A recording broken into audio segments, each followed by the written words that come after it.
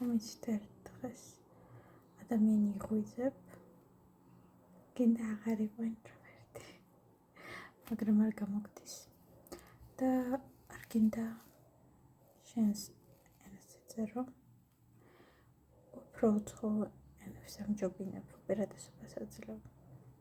მაგალითად, ინგლისურს და რუსულს, რადგან გონია რომ რასაც დაწერს ბოლომდე ვერ გაიაზრებს ხები. და ამიტომ რუსულად წაიკითხავთ ერთ ლექსს, ვიცი რომ რითმით უკეთესებიც დავწერია, მაგრამ ცოტა გული ჩავაქსოვე. Я никогда не доверяла людям. Я пыталась все полюбить, но все равно не смогла. Обида меня села как-то заживо.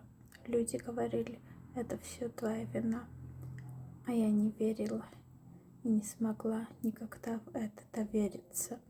Я никогда не верила людям, это всем и так было известно. И пусть Бог меня рассудит. Я хотела доверять всем, но я все равно не смогла, будто все это какое-то странная беда. Аварас пикропт, გავაგრძელო. რაღაც ამ ბოლო დროს ესეთი ტიპის ლექსების წერა მომწონს.